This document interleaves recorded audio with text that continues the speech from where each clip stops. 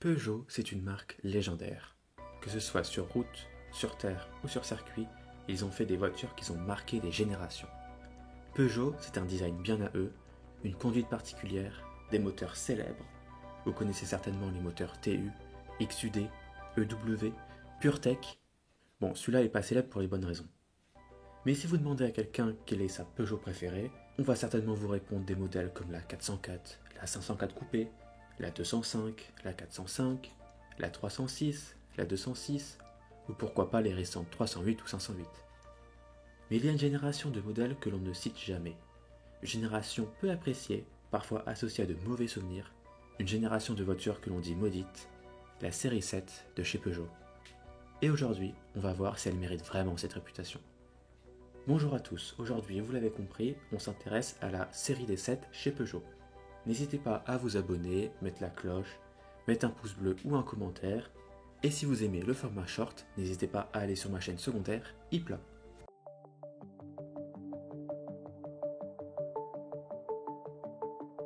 À sa sortie en 1999, la 607 est la première de la série des 7. Mais pour mieux comprendre son histoire, il faut remonter en 89. La 605 est alors en développement, en remplacement de la 605 qui est là depuis 15 ans. Mais c'est alors que des rumeurs se propagent comme quoi Renault est sur le point de lancer sa nouvelle grande berline. Ce qui va précipiter Peugeot à sortir la 605 en juillet 89. Le problème, c'est que la voiture n'est pas finie. Le fait qu'elle n'est pas finie apportera de nombreux problèmes qui ruineront son lancement, mais aussi sa carrière. L'objectif de la 607 sera alors de faire mieux que la 605 et de marquer un renouveau. C'est pour ça que cette voiture lancera la série des 7, il n'y aura donc pas de 606, même si elle récupère le châssis de la 605. La 607 sort en 1999, mais les problèmes vont très vite arriver. Des journalistes d'Autoplus vont tester la voiture et révéler de gros problèmes de tenue de route. La voiture sera jugée dangereuse et va même finir sur deux roues. Peugeot ne prendra pas ça à la légère et retardera le lancement de la 607, mais le mal est déjà fait.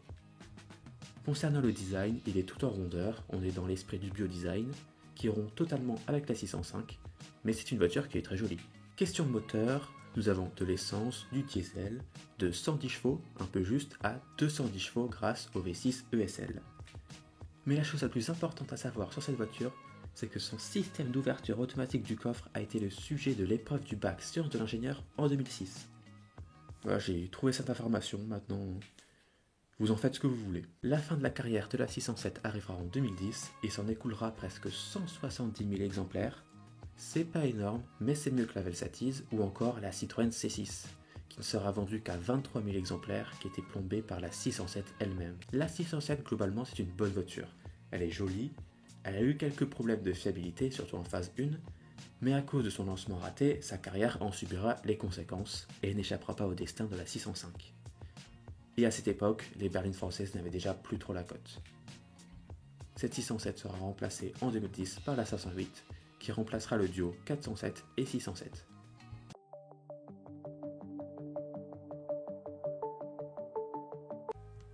À son arrivée en 2001, la 307 a la dure tâche de remplacer le succès qu'a été la 306.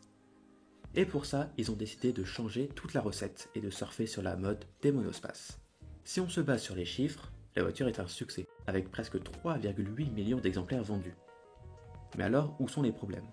Alors on a un petit peu de la fiabilité, surtout en phase 1, même si c'est pas sur tous les moteurs. On a par exemple cette histoire d'une 307 SW qui a parcouru 1 million de kilomètres. Mais les gros problèmes se situeront dans le design et le plaisir de conduire. Concernant le design, après une 306 justement très appréciée pour son design, la 307 a un look de monospace, qui est jugé soit trop fade en phase 1, soit excessif, presque caricatural en phase 2, avec sa large calandre et ses longs feux en amande. Pour ce qui est du plaisir de conduire, la 306 était légère, agile et plutôt petite. Alors que la 307, elle fait 1 tonne 3, elle fait presque 20 cm de plus, une quinzaine de centimètres plus haute. À côté, c'est une enclume. Mais est-ce que ça veut dire que le passé sportif de la 306 est mis à la poubelle ? Un peu. Malgré la version WRC de la 307, qui invente le concept de coupé cabriolet de rallye, la version que l'on pourrait considérer comme la S16 embarque un 2 litres essence de 140 chevaux, comme la 206 S16, mais ça n'en fait pas une sportive et elle n'est pas vendue comme une sportive. Quant à la version entre guillemets RC, on dirait que Peugeot en avait limite honte. Elle a été vendue peu de temps, moins de 2 ans, après le restylage. Elle n'est pas du tout sportive de l'extérieur, et son nom n'évoque pas du tout le sport. C'est la 307 Féline 180. Elle est équipée du 2 litres 177 chevaux de la 206 RC, mais elle tient plus de la compacte dynamique que de la sportive, et malheureusement peu s'en vendront, ce qui est dommage. En 2008 sortira la remplaçante, la 308, mais malgré tout, la 307 restera un grand succès.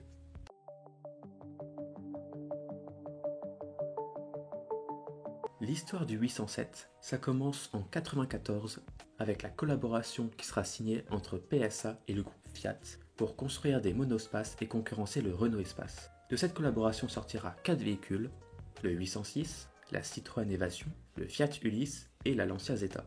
Des voitures qui sont très semblables entre elles. En 2002 sortira la deuxième génération de ces grands monospaces qui seront plus modernes, plus originaux et auront plus de personnalité que les précédents qui étaient très carrés, très utilitaires, mais aussi plus de différences entre chaque modèle. On a donc le 807, la Citroën C8, le Fiat Ulysse deuxième génération, ainsi que la Lancia Fedra. Le 807 et les 3 autres versions seront majoritairement vendues en diesel, mais ces voitures existent aussi en essence, notamment avec le V6 ESL de 210 chevaux. Alors il ne faut pas espérer une sportive, à la limite un monospace un peu dynamique, faut pas oublier que le poids à vide est pas loin de la tonne 8, et ces véhicules ont de nombreux points positifs, notamment des portes arrière électroniques. C'est des voitures qui sont très grandes, avec beaucoup de place, très pratiques, qui peuvent emmener jusqu'à 7 personnes. Alors qu'est-ce qui ne va pas? Tout d'abord la fiabilité sur les premiers, décidément. En même temps, ça n'aide pas de mettre de l'électronique partout, notamment dans les portes, mais cela n'empêchera pas de bonnes ventes. Presque 200 000 exemplaires jusqu'en 2014, c'est plus que le 806. Sa carrière se finira donc en 2014. Le 807 n'aura pas de succession directe, c'est le 5008 qui reprendra le flambeau dès 2009.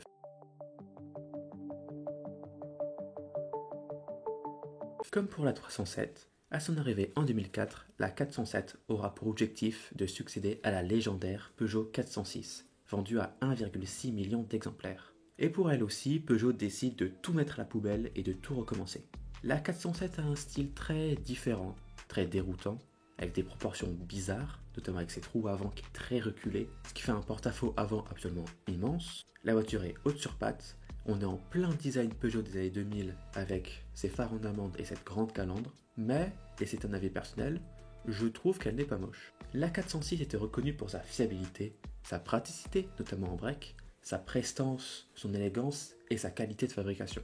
Pour la 407, la fiabilité, elle aura connu quelques problèmes de jeunesse, mais c'est plutôt ok pour les versions récentes. La praticité sera en retrait, il y aura moins de place à l'intérieur et dans le coffre. Elle n'aura pas autant de prestance ou d'élégance que la 406, beaucoup trouveront qu'elle a un look bizarre, et la qualité, c'était pas ça non plus.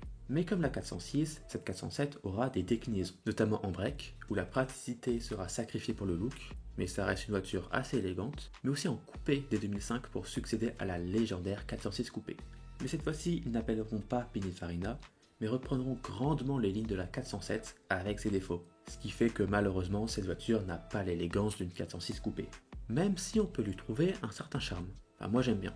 On peut remarquer aussi l'arrivée des 3 griffes sur cette 407 coupée, qui deviendra un signe distinctif quelques années plus tard. Niveau moteur, on a plus de diesel que d'essence, c'est les années 2000, mais cette 407 coupée sera la Peugeot de série la plus puissante de son époque, avec son V6 de 241 chevaux, diesel. Ouais, c'est assez étrange comme choix.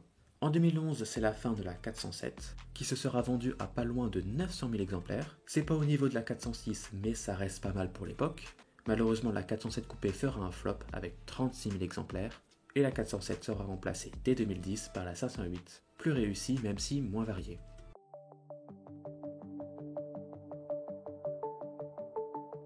On parle depuis tout à l'heure de voitures plutôt classiques, voire ratées pour certains. Faisons maintenant une parenthèse sur une des Peugeot les plus folles jamais construites qui aurait pu rivaliser avec les Ferrari de l'époque. Le concept 907 est présenté en 2004 et c'est simple, c'est une supercar avec un V12 6 litres de 500 chevaux. La question qu'on peut se poser c'est pourquoi cette 907? Et bah notamment pour 2 choses. Montrer le changement drastique de design, la 907 est en plein dans ce design caricatural Peugeot des années 2000, mais aussi elle sert à montrer la montée en gamme de Peugeot pour aller concurrencer du Audi, du BMW, du Mercedes. Alors avec une 307 et une 407, c'est pas gagné, mais avec cette 907, pourquoi pas? Car cette 907, c'est le luxe, c'est la puissance, c'est le style, avec son long capot, cette vitre montrant les 12 trompettes d'admission du moteur, ou encore son intérieur en cuir alcantara et en chrome. Mais est-ce que cette 907 aura le droit d'être produite en série, même pour une petite série? Non. Malheureusement, il n'y aurait pas eu assez de clients pour l'acheter car elle aurait été trop chère pour une Peugeot. Mais maintenant, si vous voulez la voir, elle est au musée de l'aventure Peugeot.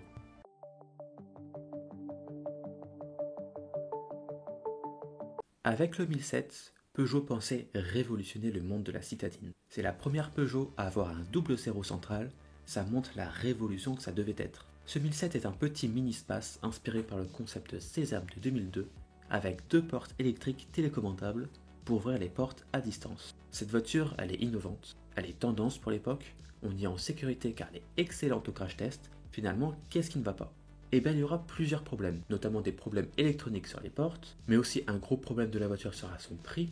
Elle commence aux alentours des 14-15 000 euros, ce qui était pareil qu'une Mini de l'époque. Les portes, comme elles sont électroniques, sont très lourdes. Le 1007 approche la tonne 4, mais là vous pouvez me dire, mais c'est pas grave, on a juste à mettre des moteurs plus puissants. Sauf que non, le 1007 ne propose pas de gros moteurs, on commence en 1.4 litre HD de 70 chevaux ou en 1.4 litre essence 75, et même en haut de gamme, les 1.6 litre essence ou diesel de 110 chevaux ne sont pas diffusés. Et malheureusement, les portes, même si elles peuvent être pratiques, ne justifient pas le prix ni compensent les autres défauts. Mais le plus gros avantage du 1007 qui vous fera acheter cette voiture à coup sûr, c'est son kit intérieur changeable. À l'époque, pour 250 euros, Peugeot vous proposait un kit avec des panneaux de porte, des contours de ventilation que vous pouviez changer et mettre de différentes couleurs.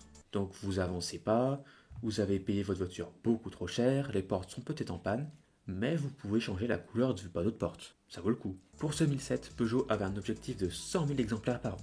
C'est ce qu'ils feront en 4 ans, de 2005 à 2009, avec un peu plus de 120 000 exemplaires en tout. Finalement, les portes coulissantes, c'était peut-être une bonne idée, notamment pour les centres-villes encombrés ou les personnes qui ont du mal à monter, mais est-ce que c'était nécessaire qu'elles soient électriques? Si les portes étaient tout simplement coulissantes normales comme un monospace ou les camionnettes, elles auraient été moins lourdes et moins chères, peut-être que ça aurait été mieux. En 2009, Peugeot arrête les frais, le 1007 n'a rien révolutionné du tout, et maintenant est plutôt une curiosité à mettre dans une collection avec un Avantime et une C3 pluriel. A noter qu'il existera un concept de 1007 RC avec un 1.6 litre essence de 140 chevaux. Bon, c'est sûrement pas une sportive, mais c'est peut-être ce qu'il fallait pour déplacer le véhicule.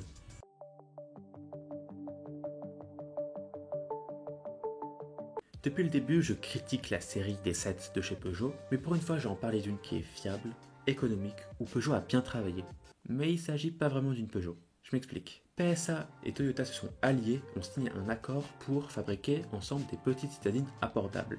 Naîtra de cet accord l'Aigo, la C1 et la 107. Cette 107 se différencie de l'Aigo par son design, mais beaucoup moins de la C1, notamment à l'arrière. Malgré tout, le design est en phase avec les autres Peugeot, même si la base est partagée avec toute marque. Mais est-ce que je suis le seul à trouver que la phase 1 de la 107 est pas très belle? Niveau moteur, on en a deux, un essence et un diesel. L'essence est un 1 litre 68 chevaux d'origine Toyota, développé par Daihatsu qui est très solide, et le diesel c'est un 1 litre 4 HDI de 54 chevaux. C'est solide aussi, mais ici, il n'y aura pas de sport. La 107 est une pure citadine. Elle est minuscule, elle se faufile partout et elle se gare sans problème. Mais elle a aussi des défauts, notamment sa finition intérieure qui est assez mauvaise, mais aussi son peu d'équipement. En même temps, les voitures valaient moins de 9 000 € neuves, c'est pas étonnant. Et aussi, en dehors de la ville, c'est assez compliqué. Mais pour quelqu'un qui cherche un petit véhicule pas cher juste pour de la ville, c'est un très bon choix. La 107 fera carrière jusque 2014 et se vendra à près de 800 000 exemplaires et sera remplacée par la 108 qui partagera sa base avec la C1 mais aussi l'Aigo de seconde génération.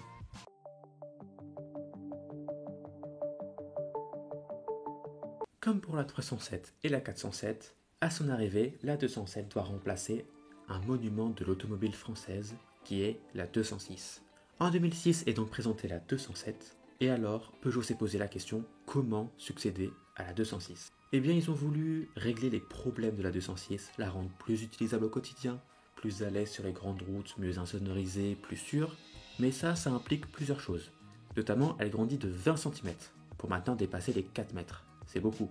Elle s'alourdit beaucoup, en moyenne de 150 kg, à tel point que la 206 restera dans le catalogue en tant que 206+, pour avoir une voiture entre la 107 et la 207, tellement la différence était grande entre ces deux voitures. Mais avec tout ça, la 207 perd aussi son côté plaisant à conduire, particulier au Peugeot. Et aussi, certains moteurs sont assez justes, notamment le 1.4 75 ou encore le 1.4 HDI 70. Et justement, en parlant de moteur, c'est là le gros problème de la 207, les moteurs essence, VTI et THP. Ces moteurs ont été faits en collaboration avec BMW dans le but d'avoir de meilleures performances pour moins d'émissions de CO2. Le problème, c'est que la fiabilité est catastrophique, que ce soit la distribution, le turbo, le joint de culasse, rien ne va. Donc si vous voulez une 207, privilégiez le diesel ou alors les moteurs essence TU hérités de la 206. Et comme la 206, la 207 aura de nombreuses déclinaisons, le break SW, le cabriolet CC ou la version sportive, la 207 RC. Et donc pour remplacer la 206 RC, Peugeot ont pris un 1.6 THP, ça commence mal, de 175 chevaux, donc 2 de moins de la 206, ils ont rajouté une bonne centaine de kilos et toujours les 20 cm de plus, et on obtient une régression par rapport à la 206 RC. Les performances sont bonnes, mais sont pas en amélioration par rapport à la 206, elle est moins joueuse car plus grosse et plus lourde, la fiabilité est catastrophique avec le temps, bref, c'est pas la sportive de l'année. Mais si vous voulez une 207 RC encore plus grosse et encore plus lourde, vous pouvez opter pour la 207 SWRC. Un petit break sportif, c'est assez rare, donc c'est plutôt cool.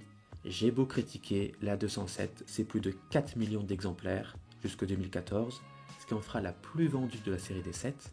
Et comme la 206, on aura la 207 Plus qui restera après la sortie de la 208 en 2012.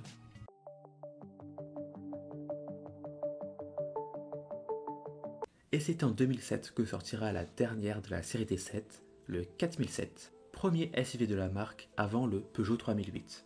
À la fin des années 2000 commence le boom des SUV et Peugeot veut s'y mettre mais à pas cher. Donc ils ont été prendre un Mitsubishi Outlander.